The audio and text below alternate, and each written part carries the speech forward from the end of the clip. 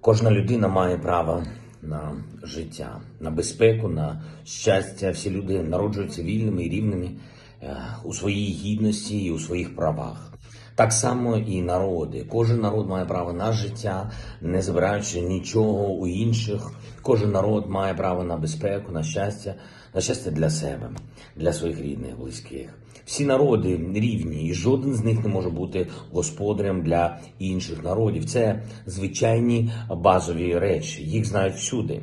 Базові речі для нормального співжиття у світі, мирного, з повагою один до одного. Український народ сьогодні позбавлений таких базових речей, позбавлений елементарного. Коли Росія прийшла на нашу територію, вона принесла із собою смерть, принесла крилаті ракети, авіабомби, артилерію, диверсантів. Вона вбиває сьогодні мирних людей, руйнує нашу інфраструктуру просто за те, що ми українці, уявіть собі, за те, що ми вільні, за те, що ми робимо свій вибір, за те, що ми маємо просто свою культуру, ми маємо це мати, яку вони принижують. Так само, як робили нацисти з усіма, кого хотіли знищити.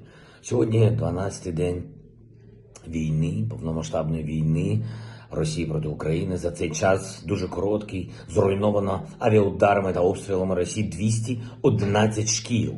34 лікарні, тисячі житлових будинків, десятки тисяч звичайних квартир. Зараз ще навіть неможливо все підрахувати. Котельні, і це взимку. Підприємства, мости, вбивають навіть дітей, розстрілюють сім'ї, церкви.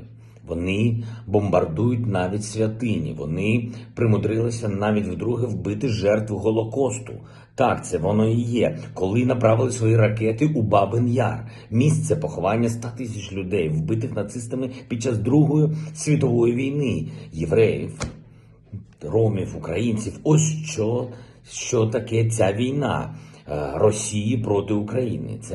Це просто не може бути самодіяльністю військових Російської Федерації. Очевидно, що вони отримали саме такий жорсткий наказ – свідомо знищити український народ. Наказ запускати крилаті ракети. Наказ скидати авіабомби, наказ утюжити артилерію, звичайні будинки і прямою наводкою руйнувати багатоповерхівки, щоб у нас не було нічого, ані волі, ані щастя, ані безпеки, щоб нас вбити. Методично, підкорити, поступово, залякати назавжди. Зараз треба правильно кваліфікувати дії російських військових. Це геноцид за класичним визначенням. Геноцид – це не тільки повне знищення нації або певної групи, це і свідоме знищення основ життя народу.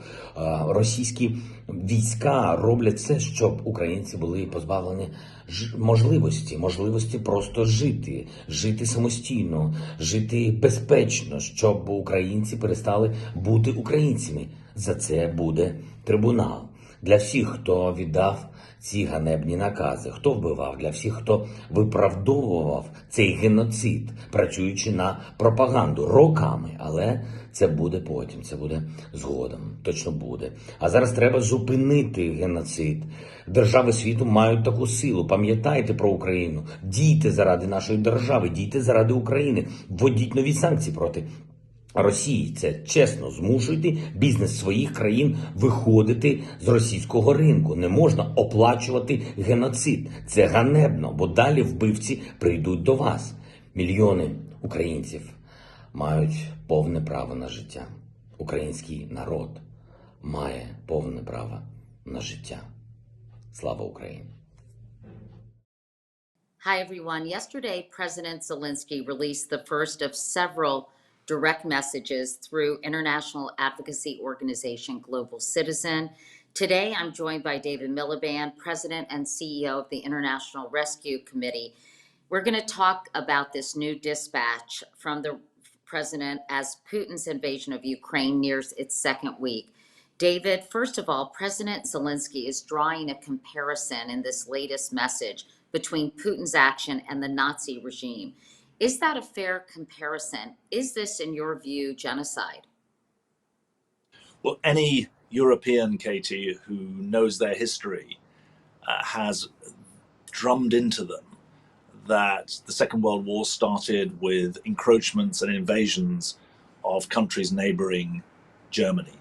And the scenes that we've seen from railway stations are also redolent of a terrible era in European history. So you can immediately see that for Europeans, there are very strong echoes of our own terrible history and what's happening.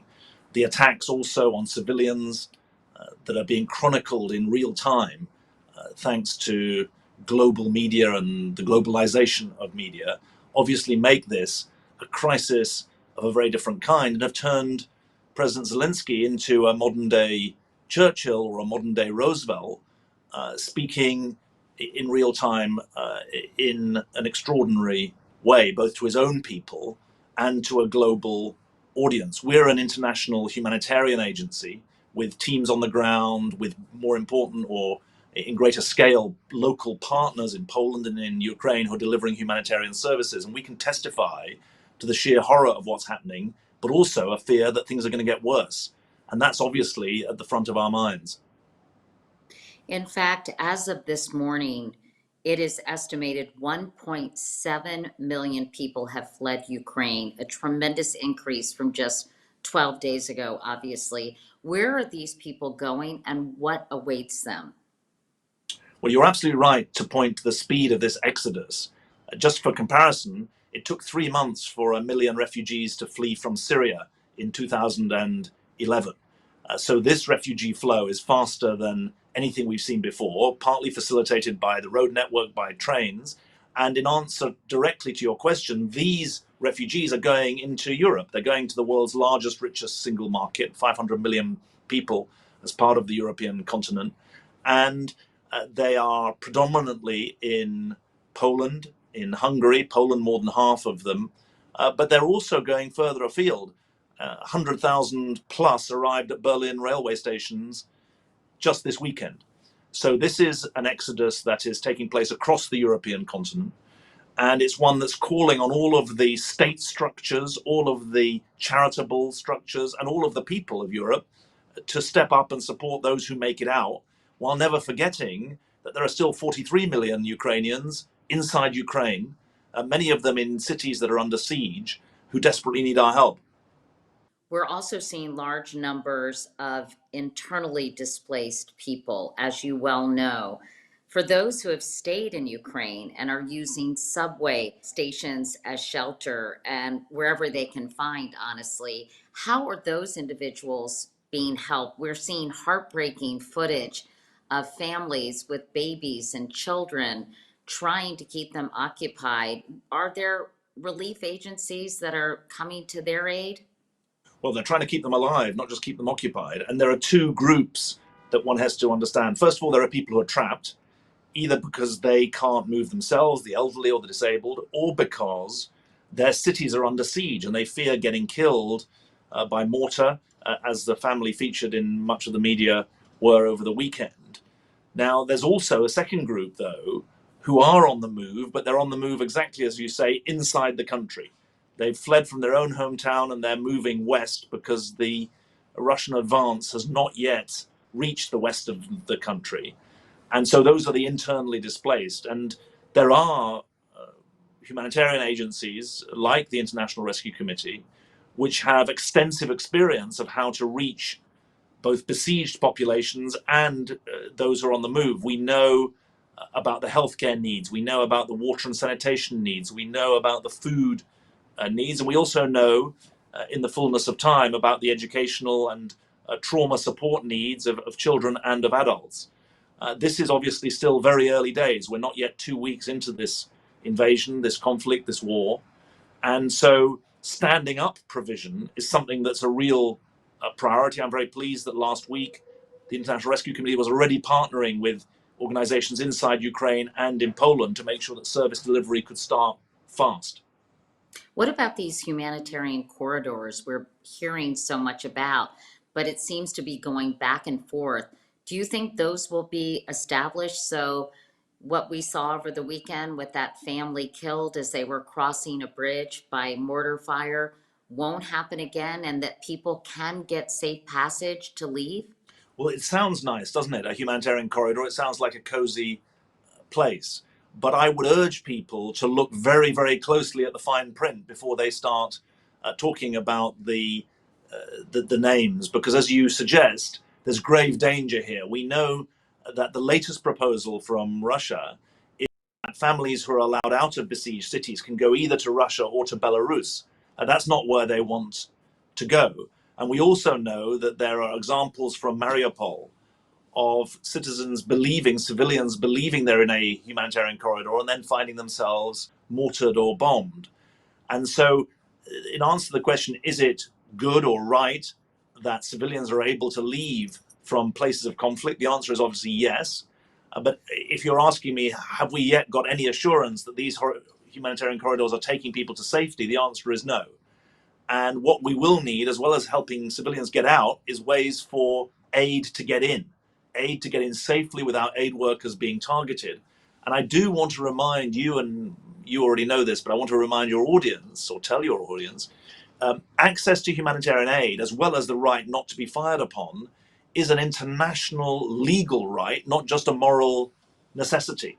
And so any commander of any armed force who is interfering either with the lives of civilians, targeting civilians on a discriminate or on a targeted way, or any commander who is interfering with humanitarian aid or attacking aid workers is committing a war crime. And it's really important that that message goes out loud and clear.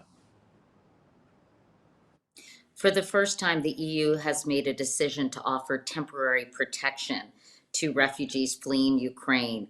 What exactly does that mean?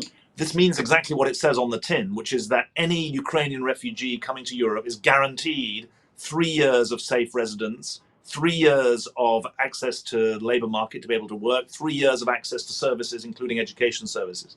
So the EU, that's 27 countries on the European continent, have made a bold and clear and united decision, which I think should be welcomed.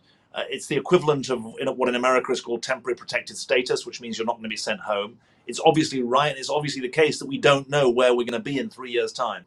But as a clear way of saying no forms, no bureaucracy, if you're a Ukrainian, you're safe in Europe, that's a really important step forward. And finally, globally, there are 82 million refugees and asylum seekers all around the world. And the UN has warned that this Russian invasion could displace up to 5 million Ukrainians. So, what does this mean in terms of the global refugee crisis that is already under intense pressure? Well, just to be clear, there are about 35 million refugees and asylum seekers. That's people who've crossed the borders of their own home state and gone into a foreign state. In addition, there's about 45 million, slightly more, 47 million internally displaced people. So the 82 million figure that you rightly quote is for refugees, asylum seekers, and the internally displaced. And what we're going to see in the Ukraine crisis is very large numbers of refugees, up to 5 or 6 million, and very large numbers of the internally displaced, probably 5 or 6 million of those at least as well, if not more, depending on how long the conflict takes. And what this speaks to is a really fundamental point, that the Ukraine crisis is not aberrant, it's not unusual in the modern world. Sadly, it is the capstone on the growing age of impunity that we've seen over the last 15 years. Impunity is the committing of actions without accountability, of crimes without punishment. And whether you look at Afghanistan, Yemen, Syria, Ethiopia, we're seeing more and more parts of the world where the rule of law is being considered optional in places of conflict, both by governments and by non-state actors, by terrorist groups.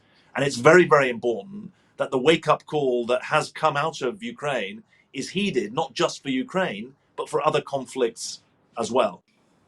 I can't let you go without asking you. You've explained a little about what organizations like yours, the IRC, are doing to support the humanitarian efforts. But for people watching who have been absolutely horrified by these scenes, and hopefully as horrified by other scenes of refugees fleeing other war-torn or terrible countries, what can individuals do to support your work? Well, thanks. Individuals can do 3 things, really. First of all, they can go to our website, rescue.org, and learn, because it's very important that the nature of the crisis is properly understood. Secondly, they can use their voice. They can use their voice wherever they live. And thirdly, they can donate and support our work, because that's important as well as being part to make people part of a wider movement to restore basic humanity. That's what we're talking about. The opposite of impunity is humanity, and that's what we're trying to assert. Well, you can also go to globalcitizen.org/Ukraine to learn more and to take action. David Miliband, head of the IRC, such an important organization now more than ever. Thank you so much for joining me for this conversation. Thank you so much, Katie. Take care.